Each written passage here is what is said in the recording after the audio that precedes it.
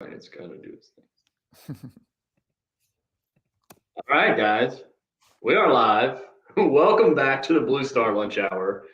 I apologize for being away for a couple weeks. I moved about 2 weeks ago or so now, and Beautiful house, by the way. yeah, thanks, man. For the folks wondering at home, it is beautiful. We've been working on it for about 2.5 years, so it better be. Um, but yeah, so we moved about 2 weeks ago. Spent about a week dealing with not having any internet service at all. They came out to hook it up. There were some issues, all this kind of stuff. We got it all hooked up. We're good to go now. So yeah, we're back, and it's OTA season, John. It's there are off season Not for football long. related things happening. With what came out today, doesn't seem like OTAs are going to be happening this time of year for much longer. Yeah, I must have missed something. Educate me. Oh, yeah. So Tom Pelissero came out and reported today that the NFLPA is working on a proposal to basically eliminate OTAs and mini camps as they are now in favor of a longer ramp up period for training camp. So instead of doing like off-season activities in May and June, and then a mandatory minicamp in June, those would all be virtual, and it would start training camp either late June or early July, and just have that be like an early ramp up. Like that would be the OTAs and minicamp, and then jump right into training camp, which I think kind of makes sense. I think it will enable the training camp kind of month they have to be more beneficial. Because as we know, when they start training camp now, that first week is basically pretty useless because they're running on air. They're just trying to, gauge the what's the level of fitness of their players after they were gone for, a month in July. I think it makes sense to have it all ramp up and then go rather than, work out OTAs, work out minicamp, get in good shape, and then you kind of get out of shape as you're vacationing in June and July, and then you have to jump right back in late July, August. So I think it would make much more sense to kind of get a clean slate and just jump in a little bit earlier. But a lot of people have mentioned that, the players with kids and stuff won't like it because as it stands now, a big part of their vacation time is when their kids are off.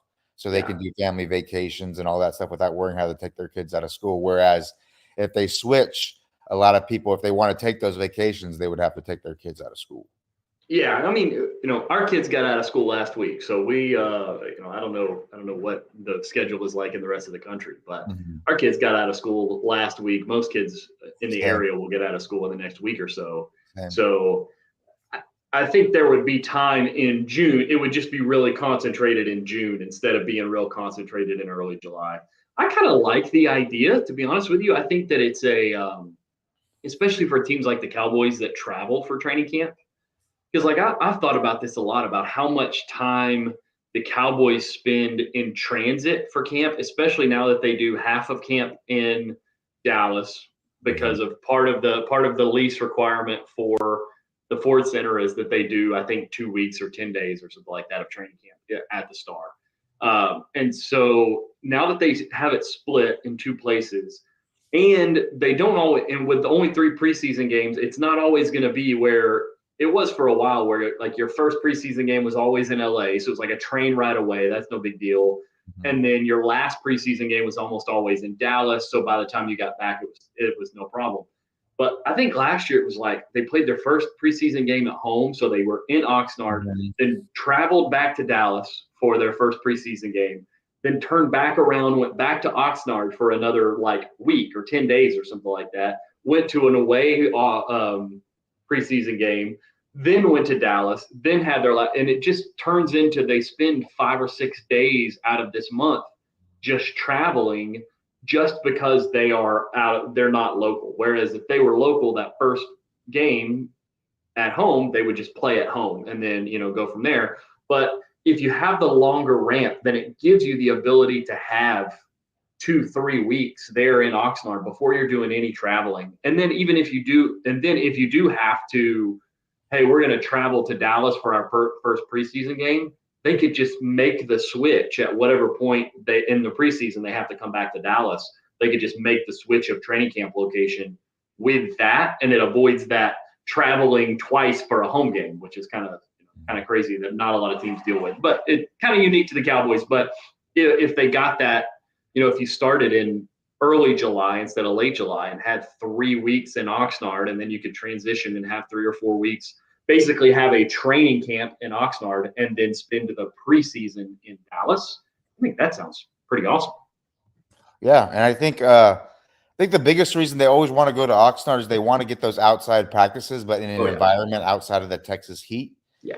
So I see like exactly the benefit that you're talking about there, where you get the 2 or 3 weeks in Oxnard, be able to create a solid foundation there, and then kind of determine what you're going to do there by whatever the schedule makers say you're going to be doing in the preseason. I think it makes a lot of sense because, like you said, even if they get a more traditional preseason where they always get that preseason game against one of the Los Angeles teams or against the Vegas Raiders, these places that are quick, either a 45-minute flight or like a 2-3 hour drive, plane or train ride, whatever have it be. So I think this is something that kind of benefits the Cowboys a lot in the situation that they're in, maybe benefits them more than some other teams that have different established startups for their training camps. Yeah, absolutely. I think and I think from a football standpoint, it makes a lot of sense, right? Mm-hmm. They're already doing, because they talk about how we're going to install the thing 3 times, right? We're going to install the offense in OTAs. We're going to turn around and install it again in minicamp, and then we're going to install it again in training camp. And the theory being, hey, if we install it 3 times, they're really going to get mastery of it. Mm-hmm. But if you kind of put it in one big block instead of having it split 3 times like that, you put it in one big block, and then you're able to install it 1 time, but spend 3 times the amount of time installing it, and treat it that way. Maybe it's a little bit more beneficial way for the coaches. Although I will say, based on the way that the Cowboys coaches handled all the remote stuff around, the pandemic and the 2020 season, and then how that transitioned into training camp and all that, it would be an adaptation for the Cowboys coaches, which historically has not been something that they've proven to be fantastic at doing in terms of adjusting. You don't think Zim's great on the Zoom? Oh yeah, I don't know, Zim on the Zoom or Solari on the Zoom. I mean, a lot of energy there, but I don't know about the how it will translate there. I feel bad for whatever scouting intern or coaching assistant has to set up the Zoom for those guys. That sounds terrible. Poor IT guy has to go into the office and make sure that the Zoom cameras. That's what Landon has to do. That's what exactly. Landon, you'd be doing that. Hey, you got to teach Zimmer how to use Zoom. Good luck. Yep, exactly. All right. So as we get to the Cowboys OTAs, John, what is the kind of the storyline that has stuck out the most for you from OTAs so far? I mean, I'm just kind of interested. My entire focus is on basically the defense. I want to know the way Zimmer's going to be aligning the defense. I want to know where he's putting guys where, because we've heard whispers about kind of some of the differences that he's gonna insert into this defense. So I'm really interested. Where's Marshawn Nealon gonna line up? Micah hasn't been there, but where's Micah gonna line up? We've heard whispers that he's gonna be playing a little bit more of a Sam role a little bit more often. You've heard Zim talk about how he's going to be playing in those mugged up linebacker roles a lot, and he's going to be helping. I think one thing that really interested me, and I'd love to bounce this off of you, Joey, is I feel like Dan Quinn, the way he used Micah Parsons, is he was trying to move Micah around so that he can generate one-on-ones and great spots to rush for Micah. Whereas Zimmer seems like he's going to be putting it in a situation where I'm going to align Micah in these ways. It's going to make it easier on everyone else. And I'm going to, try to manufacture free rushers, try to manufacture one-on-one matchups a lot more often. It seems like he's taking, I'm going to use, like he thinks Micah's going to get his no matter what. So I'm going to use Micah as the chess piece to move around to create these matchups so that these other guys can be more successful on a consistent basis. And I'm not sure that that's really the lens that Dan Quinn was viewing it from. So I think it's a little bit interesting of a philosophy change there. So I'm going to see how that's going to change. And then just coverage. I want to see what they're going to be doing from a back end spot, from alignment, from which corner, like which of the back end cornerbacks are going to be playing. Like, what are they doing with Nashawn Wright? What are they doing with Eric Scott? What are they doing with Israel Makwamu? Those type of things. So I'm really, really zeroed in on the defensive side of the ball. Yeah, I think you make a great point about the difference between the way Dan Quinn is going to approach Micah, or the way Dan Quinn did approach Micah, and the way Zim is going to approach it. And that, to a certain extent, Mike is so dynamic that at some point he's going to get a one-on-one and he's going to win it and he's going to get his production, right? And that but that there have been too many times in the last few years where you would manufacture that one-on-one for Micah, and if he doesn't win, there's nothing else, because there's nobody else is set up to win, because the whole defense is set up for Micah to win.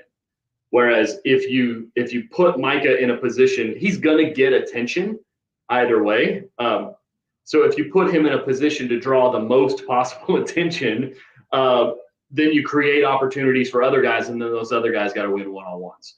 And you hope that guys like DeMarcus Lawrence and Sam Williams and Marshawn Neal and guys like that can win some of those one-on-ones, and you can be productive even when it's not coming from Micah.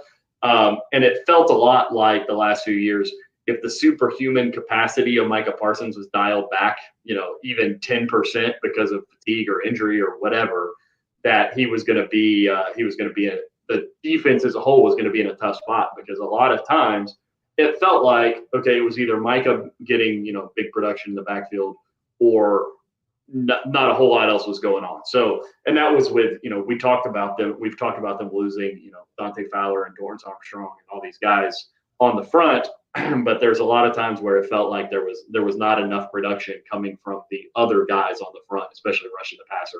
So it'll be interesting to see how that plays out. And then that kind of transitions relatively well to the thing that I'm not even 100% sure how I feel about it. There's a little bit of like old man yells at the cloud that I sort of feel a little bit about this. And just to be perfectly clear before I talk about any of this, I think that CeeDee Lamb and Micah Parsons have every right in the world not to go to voluntary OTAs. Absolutely within their rights. Absolutely completely up to them. I just find it interesting that, whatever it was, 3 months ago or so, 4 months ago, we were listening to a podcast where Micah Parsons had CeeDee Lamb on his podcast during Super Bowl week, and they're talking about how they want to be better leaders and they need to be the culture setters and all that kind of stuff, and that is going to help set the difference between what's happened the last couple of years with the Cowboys and what their goals are moving forward.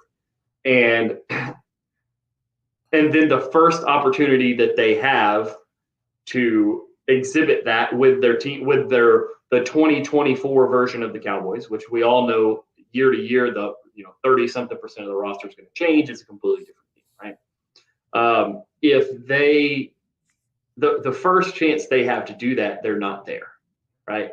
And again, CD wants, and this goes back to the conversation I have all the time of take care of these player contracts as early as you possibly can. Because does CeeDee Lamb need reps as a wide receiver one in OTAs? No. But would Jalen Tolbert and Ryan Flournoy and all these other young white Jalen Brooks benefit from having CeeDee Lamb at OTAs? Absolutely they would. Would the young quarterbacks, would Trey Lance benefit from CeeDee Lamb being at OTAs? Absolutely he would. So from the team, it would be great for CD to be there. For CD as an individual, as a leader, as a culture setter, all that kind of stuff, absolutely it would be great for him to be there. But I don't blame CD for not being there. And the same thing with Micah. Like Mike is a little harder for me just because a lot of stuff seems to always be about Micah, which is fine. Like he's an NFL player. He's got a small window of time to be the best player he can be, make the most money he can make, all that kind of stuff. But goes on his own podcast, talks about how he needs to be a leader. He needs to set the culture for the defense. He needs to be the guy, all that kind of stuff. And then he's, training boxing during OTAs instead of training football, which I think training boxing has some carryover to his position. You know, you can talk about the transition of martial arts to football probably better than anybody in the world, maybe. But there's some benefit there. But is there more benefit for him to be there than there is for him to be in? Because I think he's even in Dallas still. Like he's in Dallas. He's just choosing not to drive across town to go to the Star for 4 hours a day for 4 days a week or something like that for a few months or for a month and a half or so. He's just choosing to do his own thing. And I think there's been a lot of I'm going to do my own thing on this Dallas defense for the last few years that has caused a lot of the issues that we all kind of have noticed and pointed out and have wanted them to fix. And if they're going to point to wanting to fix that culture and wanting to be those leaders, it's hard for them to do that when they're not there. And so that's, again, old man yells at the cloud, get off my lawn, be about the team, all that kind of stuff. But at the same time, like, again, it's the same, like I said with CD. If you paid CD 12 months ago, the very, very top of the wide receiver market, it would have looked a little bit like an overpay then. People would have said, he's not better than X player or Y player or whatever. But right now, it would look like a fantastic deal now that A.J. Brown has gotten, $32 million and Amon-Ra St. Brown has gotten his deal, and all these deals have happened since. It would look like a great deal. He'd be under contract. He'd be there. They would be a little bit further on the path towards trying to remake this team and build it in a way that gives everybody a chance to win this year, and they're not doing that, and it's just kind of frustrating. And again, will it ultimately matter in August or January? I don't really know. I don't think it's possible to really quantify that, but I think it's at least worth having a conversation about because I do think it matters. I definitely think it matters. I think you're right there. The thing that really opened my mind to this is there was a podcast like a few years ago that Aqib Talib used to do before he had that whole brouhaha with him and his brother at the football game where unfortunately someone ended up dead. But he did a podcast and he had Jalen Ramsey on, and he was talking to because Jalen Ramsey's a guy a lot like Michael Parsons probably. I mean, if you're talking about maybe the two most talented defenders in the NFL, that might be, and physically meant like all in every way and facet, those might be the two guys. And he was talking to Jalen Ramsey, who's another guy who doesn't go to OTAs. He only does the mandatory stuff. He stays away, stays back in Tennessee, and does his own thing with his family and his little close-knit group of people. And Aqib Talib was telling him about how his game is really going to take the step to the next level, and he's really going to see the team success that he wants to see is when he starts attending those OTAs and starts. I think that the benefit of going to OTAs is not like learning the scheme or getting the extra strength and conditioning work in. I think all that is stuff you could do on your own just the same, just as good. I think the thing that it builds is that camaraderie with your teammates, that trust, those type of things that are really quantifiable from, from our point of view, that are hard to see, hard to touch, things that are hard to really quantify. Like I said before, I think that is the value that you get from going to OTAs. Now, I think both players are in kind of different situations. Like you said, I think CD, if you ask just him, I think he would rather be there. He would prefer to be there, but I think he's probably listening to his agent, listening to his advisor saying you can't be there because blah, blah, blah, all the situations. If you get hurt, all these different things.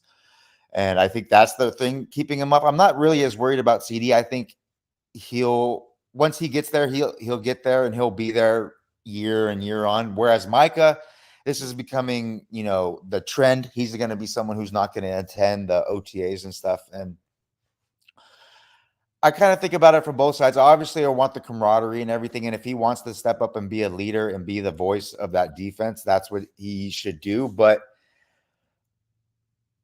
I don't know if that's kind of the role that he's going to have in this defense or the role that he is. I think he's just the type of guy that's, like you said, he's going to be the best defensive player potentially in the NFL, but that doesn't mean he has to be the number one leader. I mean, we've seen defenses where the best player is not the leader, and so many different situations. I mean, Tank was the best player on the defense for a long time, and he hadn't yet grown into being the leader. He didn't really step into that leadership role until his buddy Tyrone Crawford really stepped away. So these type of things, it's tough. It's hard to know. It's hard to judge from the outside when you don't know like what helps you become the best player that you are. But it's just tough. Like, I don't know. I could go either way. Like you kind of said, it's like, would I prefer from my pure fan perspective for him to be there? Yes, of course. I think there's no downside for him to be there from, a fan's perspective. But when I try to put myself in his shoes and in what I would want to do, if I felt like I was getting better training and I felt like, maybe I needed the break from the facility and being there all the time, maybe I would do something like that if I could get away with it. And that's a lot of things. And that's a big thing too. Micah Parsons can do it because he can get away with it. Yeah. This is not something that, a VMA Fihoko can do. Right. Or can do some, these lower end of the roster guys, they can't get away with training on their own. But when you're Micah Parsons, you kind of can. Yeah, exactly. And the point you made about how your best player doesn't necessarily have to be the leader is a fantastic point, right? And that's kind of the part that's interesting to me is like, if Micah just wanted to be the best defensive player in the league, and the most impactful thing he could do for the defense as a whole was be the best defensive player in the league. And he felt like, and his agents and coaches and everybody felt like and was on the same page that like, hey, the best thing for him is to be doing this stuff, right? Is to be training at Penn State or doing this other training, all this other kind of stuff. Because we also forget in the past years when he was doing this, he was kind of going like across the country training with a bunch of different people, a bunch of different styles. He brought in Andrew Whitworth for some training to get some tips. I remember he went back to Penn State to go get back some training with the defensive line coach. So he's someone who, in his defense, he's at least gone to see where he best meshes his training style and ability to get the best out of himself, or at least what he thinks is the best out of himself. Right. And so if his goal is just be the best defensive player in the league and that's going to help the team the most, beautiful. Go do what you need to do to be the best defensive player in the league. They call these things voluntary for a reason, all that kind of stuff. The part that like it just doesn't quite add up of the like, I want to be the leader of the defense. I need to be the face of the defense. I need to step up in these ways and then continue to take the same actions that you've taken the years prior. It just doesn't quite add up. And that's a tough situation to navigate because, like I said, he has every right not to be there. And it's not even that I think Micah being at OTAs would make Micah a better pass rusher or a better defensive player because he's proven he can be one of, if not the best defensive player in the entire league without being at OTAs. So there's no pressure on him in that way to do it.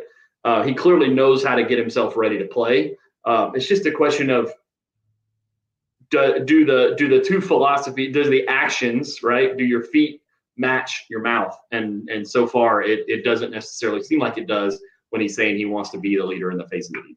I also think we got to remember that when these players are speaking on these podcasts and in these public situations, they know they're in public. So just like anybody else, they're going to say some things that everybody wants to hear.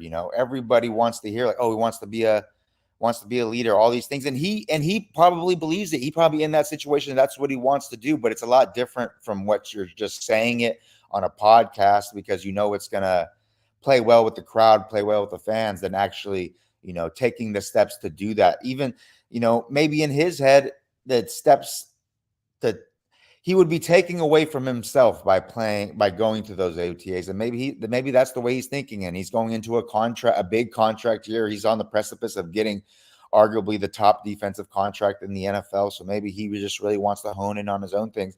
And like we said before, this is not something that is unique to him. There are plenty of star caliber defensive players who don't attend. Like we said, Jalen Ramsey doesn't attend OTAs or any of the voluntary stuff. This is stuff that a lot of star caliber players in the NFL do. But like we said, from our point of view, from looking at it from the outside looking in and taking his comments that he wants to be a better leader, well, if you want to be the best leader you can be, you got to be there to build this camaraderie and this type of respect from your teammates stuff. Yeah, absolutely. And to be fair to Micah, this is, 4 or 5 weeks out of the whole summer that we're talking about. And it's just a few days a week throughout the summer or the spring and summer that he's not at the facility taking part. That doesn't necessarily mean that he's not doing a bunch of other things that are like really high quality culture building, leadership related things. We've seen the stuff with his teammates coming to work out with him. We've seen Sam Williams, Osa Odigizua working out with him, doing the boxing training and stuff. So it's not like he's isolated himself from everybody like you're mentioning. Yeah, absolutely. And it gives that dynamic a little bit when he and CD are like the only guys on the whole team not at OTAs. But as you said, just about every team in the league has one or two of these guys who they feel like they prepare better offsite. They feel like, or some of them, it's like a lot of the Dallas players live in Dallas because it's a fantastic place to live for an NFL player. The training facilities there, half the offensive linemen in the NFL live in Dallas just because they want to go see the Chiefs. Patrick Mahomes basically moves Kansas City OTAs from Kansas City so that they can work out with him in Dallas, because who the heck wants to live in Kansas City? Exactly. And so for some of these guys with families, it doesn't make sense for them to go spend 3 days a week for 6 weeks in the summer in in an OTA with the same coaching staff you've had for 2 or 3 years that, you know the offense, the terminology, they can send you anything new that they're installing. You'll be able to grasp it, all that kind of stuff. You may have, like you said earlier, you may have kids in school in Dallas that, you can't go to Minnesota for 6 weeks of OTAs. So it doesn't make sense for you to go. So this kind of stuff happens all around the league. It's just, like I said, the little bit of the difference between what they're saying and what they're doing in terms of attending the OTAs. One other storyline I will bring up, and I'll be honest with you, being without internet for the last few days, we kind of live. We refer to it, lovingly as BFE out here, where we're kind of out in the middle of nowhere a little bit. And so even before we had internet, the cell signal wasn't great. So I've been a little bit unplugged for the last couple of weeks. But one thing that I did see in the first OTA that, I just kind of scratch my face whenever I see this because I don't understand it, is OTA 1, Brock Hoffman is your center 1, and Chuma Edoga is your left tackle 1. Like, thank you. How stupid is this? What are we doing? What are we doing? Like, oh my God. Especially because 72 hours before this OTA or something like that, Mike McCarthy is on the press conference stand. They're asking him about how hard it is to develop offensive linemen and how they don't get enough work together as a unit and all this other kind of stuff. And then his 80-year-old offensive line coach is working like it's 1982, and he's throwing out veteran players in OTA 1 just because they've been in the building, instead of, hey, we have 2 rookies who are 98% going to start on this offensive line. It's not 100%, but they drafted these. They specifically said after they drafted Tyler Guyton, yeah, we're going to go get our center in the 3rd round. And then they went and drafted Cooper Beebe. So those guys are going to start on the offensive line unless there's something crazy that happens. So why are we not putting Cooper Beebe between Tyler Smith and Zach Martin as many times as we can possibly do it? They're going to get lots of reps in camp, all that kind of stuff. But, Zach Martin sits out every 3rd day or every 2nd day of training camp just because, I think he's almost my age. He's Martin, man. Exactly. He's Zach Martin. Thomas didn't do any one-on-ones when his last few years. Zach Martin got the exact same plan. Exactly. So why are we not putting those guys together as many times as possible? I don't know. You complain about not getting enough training camp practices. You complain about these offensive linemen not getting enough reps together, how hard it is to develop continuity going into the season. And then let's put Brock freaking Hoffman as center 1 and Chuma Edoga, who there's a chance, we think Brock Hoffman probably makes the roster because of how much the coaches love him. There's a chance that with the right development from the right players, neither of those guys are on the 53-man roster when we break training.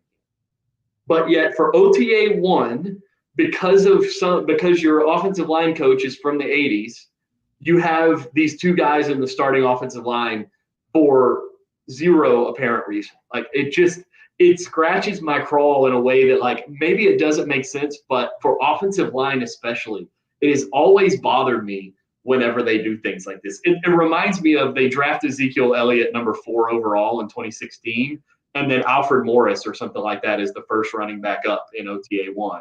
And you're like, what are we doing here? Like, okay, you want to keep the star off their helmet and make them earn the star? Cool, like whatever. But you're not taking away their practice reps with the guys they're going to practice with because you drafted them 2 months ago. Like, those are the guys who it's the most important for them to get those reps in these periods, and they're not. Like, let's put them with the 2s next to guys we hope they never play with, and then make them go out there and earn their way into the first lineup. And especially the offensive line, the position group that needs the most continuity and camaraderie of any position group on an NFL roster. This is not like you have a defensive end. Like, let's say they drafted, freaking Laitu Latu, and they're like, you know what? We're going to have DeMarcus Lawrence start, or we're going to have Sam Williams start. It's like, okay, that's stupid, but at least you're not like, there's not a ton of like camaraderie or continuity necessary to like that he has to build with like Osa Odigizua. And if they don't have that, they're not going to work in tandem on their ET stunts or whatever. Right. But like on offensive line, they have to be working as one unit the entire time. And every minute, every rep that you force them to take away from each other, that's one less rep that they're getting better and getting more camaraderie, getting more continuity that's going to be beneficial for the season to go. Like, it makes no sense. Like, and Dak's got to get used to catching snaps from Cooper Beebe. They've got to see protections the same. Like, they have to see fronts the same across all 5 guys. They've got to see the front the same and know how to adjust to it. Like, there's so many things that they need those 5 guys to get as many reps as possible together. And you already know that something like a third of the reps that they get in training camp, Zach Martin's not going to be in there. Mm-hmm. Totally understand it. It makes a lot of sense to do it that way, to be honest with you. Give them all the reps they can get right now when you can get those guys in there, and there's not a risk of injury really, or there's not a risk of any of that kind of stuff going on. Get those mental and physical reps together. It just drives me. It's like it's mind-blowing to me that these guys still have this. Bill Parcells hasn't coached in the league in like almost 2 decades at this point. Like, this is not the way you should be doing things. You complain all the time about not getting enough work. Maximize the reps that they can get and put them all in there. Yeah, and it would make more sense than Bill Parcells' time because they had the practice time necessary to make up for that gap, but they don't have it. Like, now it just it's so frustrating. It's so frustrating that they would like this whole you have to earn your respect and earn your spot before I give it to you type BS. Everybody already knows. Yes. Chuma Edoga knows he's not the starting left tackle. Spot. Yeah. Chuma Edoga's been in the NFL long. He knows he's not going to start. He knows exactly he's going to start. Everybody knows. We're just playing this weird game so that like I don't even know. I don't even know what he's like in his head, what he thinks is like the positives and the negatives. Like, it makes no sense. And the thing about and I know his argument would be, well, if you put the rookies in, they could bog down OTAs and we won't get as much done. But guess what? In OTAs, you're not doing team as much. They're playing 7-on-7 in routes, and they have the offensive line on the other side from what all the beat writers were telling me in the DMs the entire time when I'm sending them, asking them questions, scheme questions and stuff. They're all saying, well, we couldn't really evaluate it because the offensive line was over here. 7-0-7 was here. The defensive line was over here. The secondaries with the 7-on-7, blah, blah, blah, blah. So it's like, what are you missing out? What are you bogging down? Right. This is literally what you need these guys in there for, is this mental rep, this repetition of seeing fronts the same and seeing seeing stunts and movement the same when it comes off the ball and all that kind of stuff in these drills where it is controlled, where they're not going to screw up they're not going to screw up Dak Prescott's rep on a dagger concept because because Tyler Guyton jumped off sides or, whatever. So get it while get those guys ready so that when you get to camp, because I guarantee you, day one of training camp, Cooper Beebe's going to be the center and Tyler Guyton's going to be the left tackle. So there's no point really. It just drives me nuts. I don't get worked up about stuff like this on the field very much, but this is one of those things. It's so frustrating. Like if I was Mike McCarthy and Solari was telling me his plan for them, his developmental plan for them, I'd be like, I think we need a new offensive line coach. Like now. I think we need one like now. Like immediately. This is insane. And it's funny. There is one more OTA thing that really grinds my gears, and it's much smaller than that, but it frustrates me to no end. And I see that a lot of my friends in the media make the same mistake, and I understand why they do it because it's a little bit of engagement farming. It's something that's going to generate the clicks. But if you have any intuition in any period before training camp to say player X won blank reps over player Y or position group Y, shut the heck up. Oh my God. I saw, Marshawn Nealon won multiple reps against the first team offensive line at OTAs. Like, what does that even mean? Does that mean like right? What, did he walk past Chuma Udoga a couple times? Like Chuma can't grab anything. They don't have pads on. They don't have helmets on. They barely have cleats on. It's like, what are we doing? Exactly. And like, I'm old enough to remember, golly, I can't even remember his name now. They signed, I don't know, 5 years ago or so, they signed some defensive tackle that was really highly drafted that was terrible in like Oakland or something like that. And they drafted it, or they signed him and brought him to Dallas, and he was fantastic. Like he broke OTA. Like he was the best player on the field in OTAs. I was like, okay, we'll see. And he did make the 53rd man roster. Like he was terrible at camp. Once they put pads on him, it came down. When they can't do the things that they need to do, like they can't be physical. Exactly. So like 70% of what makes like trench play, and he's like super good. It's like, oh wow. Yeah, and it's like an OTA environment. Like if one player is playing like 5% harder than everybody else, because like maybe he doesn't quite get the speed that they're supposed to do at practice, or how everybody else is, 5% harder can blow a whole play up, and make this guy look like he's superhuman compared to everybody else.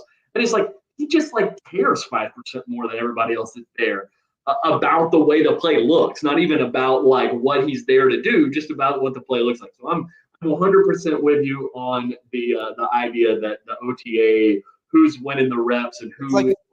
It's just the same thing at training camp that gets me upset is when they're doing one-on-ones and you'll see a guy lined up in like the B gap and then he'll rush all the way to the opposite B gap and win. And they'll be like, that's a win for Osa Odigizua, beat Zach Martin there. It was pretty impressive. Zach Martin. It's like, you don't block somebody 4 gaps away. There's like a center and another guard over there. There's 4 more people over there that they have to go through to clear through. Yeah. So I'm 100% with you. There are definitely some,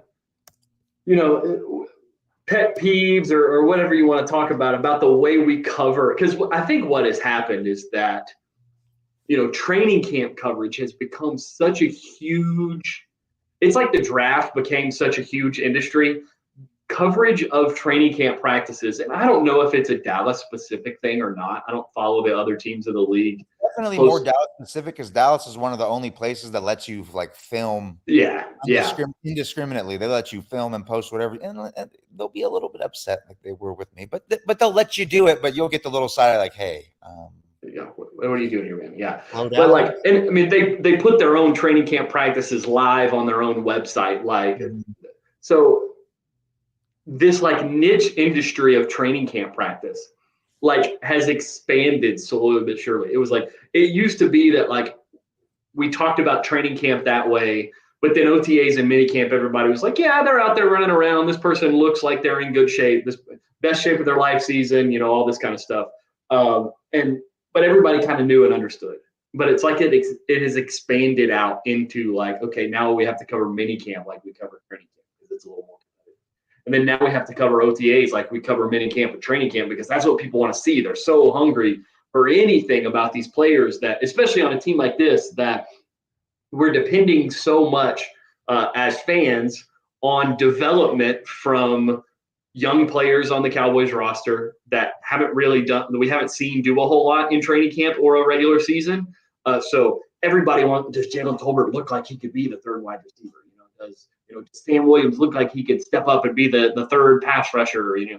Does Mazi, has Mazi Smith gained some weight back? Can he be the nose tackle? All this kind of stuff. And then between that and then the rookies on the offensive line and stuff like that they're depending on, there's a lot, like, people are super hungry for information, because it's not like we can say, oh, we signed. Nobody's asking about Eric Kendricks and how Eric Kendricks looks in OTAs, because everybody knows what Eric Kendricks is as a middle linebacker in a Mike Zimmer defense, in any NFL defense, really. So nobody's asking about that, and nobody needs to report on that. But when you're talking about rookies and second and third year players that haven't really done a whole lot at the NFL level, it becomes a whole lot more. There's a lot more hunger for that information, and it's easy for, and I don't even necessarily blame the beat guys for doing it, because, like you said, exactly. It's good. My friends and stuff like that. They are there to get the views, to share that information, and so, heck yeah, do it.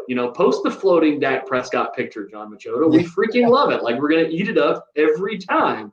But we as fans, and I kind of refer to guys like you're a little bit less of this than I am, because you actually have a job in this stuff. But I refer to guys like us as fanalists, right? Like, we're fans, but we're like a little deeper in this stuff than most fans are. For guys like us, it's really important for us to keep that context of, like, it is OTAs. Like, if a guy if any player on the field decides, I want to win this rep specifically, they're going to win the rep, because they're going to try 5% more than the guy across from them, and they're going to, quote unquote, win the rep. You remember the tales of Jakar Hamilton in OTAs? Oh yeah. Mr. INT during mini camps and OTAs, and then every year there's a guy. Yeah. Every year, Jakar Hamilton, the free safety of the future, right? He's going to be Eric Scott last year, like, late round draft pick. They trade back into the draft to get him, and everybody's all excited about him. But Nashawn Wright the year before, like, every year it happens. That undrafted receiver, the John Vay Johnson, who's always looking great. Absolutely. And it's one of those things that, do we need to pay attention to who looks good in OTAs? Yeah, because if they look good in OTAs, and then they look good at the minicamp, and then they show up at training camp and they look good, and then they show up in the preseason games and look good, okay, now we're talking. Like, that's Sigmund Bloom, like, he created the term. Is there a consistent drumbeat of positive news or negative news coming about one of these players? If so, pay attention to it. But if it's, hey, this guy had a great day today, and then he doesn't show up for the next week, that doesn't matter necessarily as much. You got to pay attention to that drumbeat to really know, is there a trend towards something really positive or really negative happening here, or is this a one-off sort of situation? And there's another thing. Speaking of kind of like a steady negative drumbeat, I'd love to get your take on the whole Mazi Smith situation and how it's developed, because this is kind of where I'm coming at it from. Obviously last year he was playing in a scheme that didn't fit his skill set. It wasn't anywhere close to what he did at Michigan. They tried to switch his stance, and depending on who you talk to, the way that this is kind of where I've done a lot of sleuthing in this area since the draft. And from what I've figured out, there's kind of two thought processes on the Mazi Smith kind of weight loss, as in, like, what was the reasoning for it? Mm-hmm. On one hand, you'll have people that say the coaching staff was pressuring him to lose weight to get quicker so that he can fit their one gap system more. And then there's another philosophy from kind of like, it seems like what I'm getting from the coaching staff side is like, no, we never told him to lose weight. We just told him what we wanted him to do, and his idea of the best way to accomplish that would be to lose weight. So it's kind of a difference. It doesn't really matter from our purview. He lost the weight. It was dumb. It had dire consequences. But I'm a little bit worried about about his rehabilitation of his shoulder surgery, of his shoulder injury, because as you, someone who's into fitness a lot, knows, it is really difficult to put on lean, good mass when you have a shoulder, specifically a shoulder injury, because that not only obviously that's going to inhibit your ability to do a ton of upper body movements, but it also inhibits a lot of the best mass building lower body movements. Like you can't squat with a repaired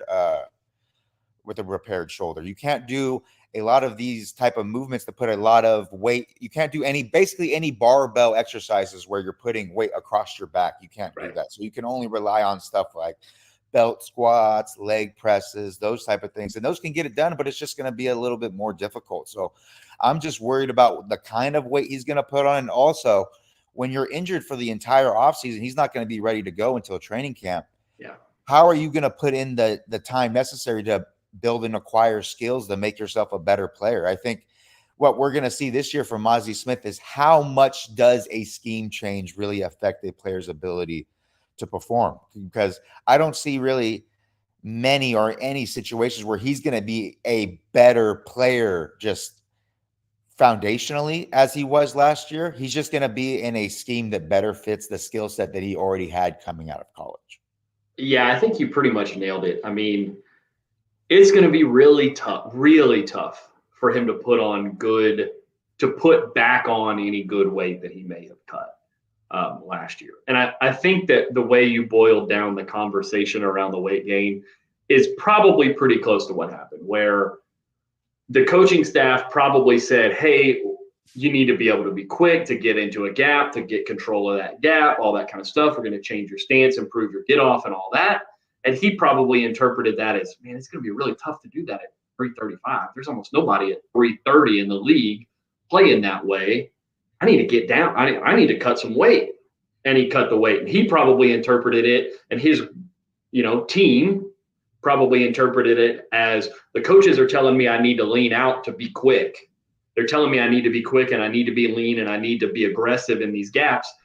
The way I need to do that is to cut weight. And the team's probably like, we never told you to lose weight. Like, we just wanted you to know what our expectation was so you could work on those skills, not so you could cut 30 or 40 pounds. And like they more wanted him to change his playing style, not his body type. Whereas Mazi thought, I have to change my body type to fit the style. To change my play style, exactly. And so it's one of those things, again, communication and all this kind of stuff is tough in these situations when you're not just like super abundantly clear. And the thing that's hard for me and the thing that's weird for me is I know that like these strength and conditioning staffs give a player, like, you are supposed to be 328 pounds, not somewhere between 325 and 330, like 328 pounds. And if you're more than 1 or 2 pounds off of that at any particular moment when they weigh you, like, there are consequences for the player. So like, it makes it hard for me to believe that that the staff told him to lose the weight, like gave him a number. Like, I don't believe the strength and conditioning staff told him, hey, you need to be 307 or whatever. I don't know what he wound up being down to, but I don't think they told him, hey, you need to get down to 303 plus or minus 2 pounds or whatever. Like, they probably told him he needed to play a certain way. And then between when he showed up and camp, he probably cut a bunch of that weight. And it's easy for players to lose weight during a season. Oh yeah. How much time they spend, how much calories they're doing. It's hard to re-ingest the calories when you're so busy in meetings and all these things on a, minute by minute basis.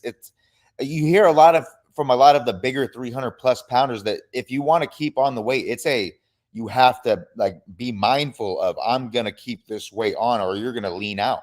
Yeah. And we've seen these offensive linemen, right? That they come out of the league and like a year later, they've shed like 70 pounds and they look like whole different people. There's actually a guy who works at the church that I go to who played in the NFL, played for the Bears and the Texans and stuff like that, played offensive line. And he's like 6'5" or 6'7" or something like that, just huge guy, and played in the league at like 315 or 320. And now he probably weighs 225, 230, just like super ultra lean, does like, endurance events and things like that. And he's like because he doesn't have to be so focused on like, I'm just going to consume so much weight or so much food to keep my weight up. It's really easy for those guys to lose weight. So I'm sure it wasn't that difficult for Mazi to cut down from 335 or whatever down to closer to 300, where I think he played last year. And then the thing is, if you do that in the offseason and then you come back to camp at 306, the strength and conditioning staff can't tell you, hey, you need to be 328 by the start of the season. Like, that's never going to happen. So then they just have to, you just kind of have to stick to it, right? Like, you just kind of have to adapt to the plan. So, but you're absolutely right in that it's going to be really tough, really, really tough for him to, put on any kind of mass that's, not just I'm going to sit around and eat my life away all spring and summer, because of the combination of the shoulder injury for one, and the rehab associated. Like you said, he's going to be there is not any upper body mass building move that you can do without your shoulders. Like,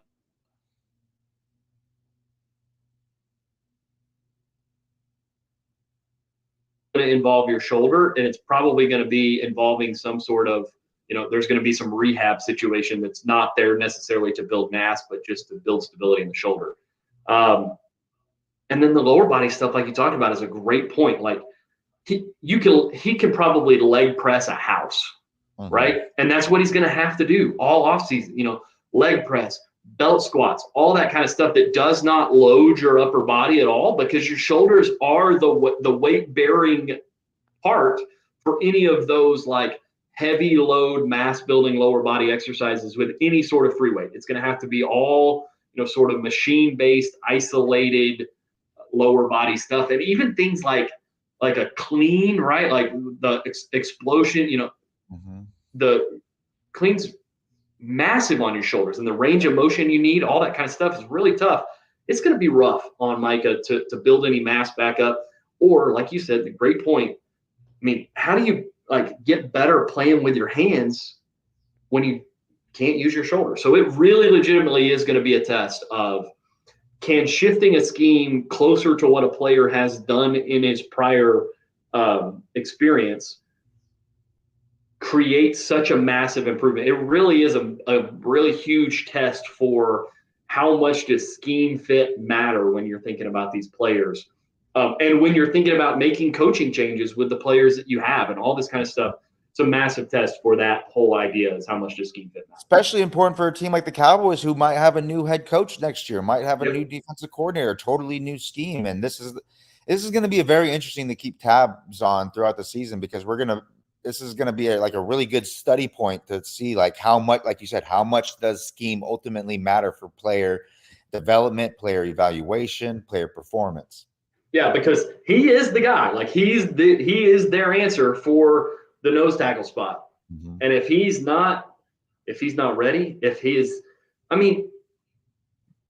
what if the shoulder just isn't good? If he comes back and the shoulder doesn't have the stability it needs, it's kind of hard to play. You see that with shoulders. Yeah, exactly. It's hard to play a gap and, control a guy and all that kind of stuff if your shoulder's jacked, right? Especially a two gap, like he's going to be playing. It's not a one gap where you can put the hand down the V-neck and kind of use that other arm as kind of like a chopping arm or a ripping arm or a moving arm. Your both shoulders are going to be engaged. You're going to be stacking, shedding, peaking. All of that is so heavy on the shoulder. So absolutely. It's going to be really interesting. The Cowboys medical team is going to get their money's worth. The rehab team is going to get their money's worth. So we'll see how it ends up. I am someone who I would say is a Mazi believer. I was a big fan of his pre-draft. I'm someone who still thinks he can play good NFL ball, but the cards have kind of been stacked against him since he stepped into the NFL, and this offseason is no different. But yeah, absolutely. The weight situation year one, the injury coming into year two, there's if a rookie contract is going to go really, really bad, this is kind of what it looks like early. It doesn't mean that it will, but this is what it will look like if it does. Another one that has a chance to look pretty bad is the second round pick from last year. Another guy from Michigan, dealing with shoulder injuries, all this kind of stuff. Luke Schoonmaker is in another tough spot where, you know, it's this year 1 to year 2 transition for these players is so important because it's the first time they've really just played football. Like they've always dealt with school and all that kind of stuff. It's the first time football's been their full-time thing. And it's the first time that they have, you know, it's probably the first, you know, real opportunity they have to step back and evaluate their game for probably at least two years, because you go through your last year of college football, you roll immediately into draft prep, then you roll immediately into these OTAs and mini camps as a rookie, and you're just trying to digest as much of the scheme as possible. Then you roll through your regular season, and then now you get out of the regular season, and you're like, okay, like I've been basically going nonstop for 2 years now. Like, how can I evaluate what do I need to do to move and shift and all this kind of stuff? And these guys, these young players for the Cowboys coming into year 2 that are super important players for this team that are going to have to play big roles, are not necessarily getting off to the best start in year 2 for sure. And it's interesting. The Cowboys are lucky that they have, you know, Jake Ferguson, who is, you know, tight end 1 unquestionably at this point after the way he played last year and the way he finished the season. But especially without a really established wide receiver 3, they're probably going to be in a lot more, you know, multiple tight end packages on offense and multiple running back packages on offense. And those happen to be positions that they didn't invest very much in the running back spot. They didn't really address the tight end spot at all because they felt like they had a couple of guys that were capable. But if Schoonmaker is not, you know, again, if he's not ready, if he misses another 2 weeks of training camp, he missed all of camp last year, like, these things are starting to stack up and add up on these early draft picks from last year that are really these are the kind of rookie classes that can kind of cause a team some trouble 2 or 3 years down the line when these guys are supposed to be real cornerstone pieces of your franchise if they flame out. And the thing with Schoonmaker that kind of doesn't affect Mazi is that he has a lot of talent behind him as well. Yeah. You know, Mazi doesn't have anybody pushing him. Schoonmaker has guys pushing him. He got John Stevens, you know, you got my guy Brevin Spanford, you got, you know, they still have Peyton Hendershot there. You know, it's in one of those situations where if he fails to develop, including him on the roster could be like quite detrimental if he's not someone who can become like a regular contributor, because his inclusion on the roster is going to leave off another rosterable tight end, you know? Yeah. Or a rosterable safety that they have to release, exactly. or a defensive back. Yeah. Exactly. So if he's someone who's just not going to be able to develop because he's just injury prone or whatever have it be, it's just the risk is a lot higher with that position, with that player specifically in the situation that he's in. So it's going to be interesting. You know, Schoonmaker's another one. I liked his skill set coming out, but when you're injured for off seasons and you can't develop, it's hard to take a step. Like I said on Twitter, you know, it's hard to develop if you're the hurt guy. Yep, absolutely. If he's going to continue to be the hurt guy, it's going to set his ceiling a lot lower than it could have been, you know, than someone with his talent, with his athleticism could have had. So, you know, hope for the best for him. Hopefully he can get the injury situations figured out quickly so that he can get back to developing those and acquiring those skills that can allow him to be more, perform more capably on the football field. So hoping for the best, but another one that I'm worried about. Yeah, especially because it's, you know, he's got the shoulder thing that was probably keep him out anyway, or limit him quite a bit in OTAs anyway. But then he's got a hamstring too. And now, you know, and the funny thing about you know, we know this about hamstrings. We've seen this before. It's like a hamstring in May may go away for 2 months. And then at the conditioning test or something like that in July, when they get to Oxnard, that same hamstring can pop up because he was probably, you know, taking it easy on that, you know, not pushing it. And then he gets out there and has to push it and it's not ready. You know, there's just all kinds of issues that can come from these guys who are, you know, relatively consistently hurt, that it hurts their development. It's going to hurt the team because, you know, second round picks are valuable, man, especially for a team that doesn't sign anybody outside the organization. Like, you got to hit on those. Yeah, you got to hit on these second round picks. And they've been, you know, about like league average, you know, toss-ups on these second round picks, and they can't really afford to be with the way they approach it. You got to start handing out BPC 157 like it's Skittles. There you go. Go see Aaron Rodgers for how he got back from his Achilles in 6 months or whatever. But yeah, I love the BPC call. It's fantastic. Guys, we're just about at the end of the hour. We're so thankful that you guys came back with us today. We're going to be more regular from this point forward. We shouldn't have anything in between us and being able to be here. This is the Blue Star Lunch Hour. It is sponsored by Silver Moon Financial. If you suck at accounting like most business owners do, there's a link in the description. You can get a guide to QuickBooks Online to help you suck less at accounting. And if you need a lot of help so your business sucks less at accounting, hit me in the DMs. We'll help you out for sure.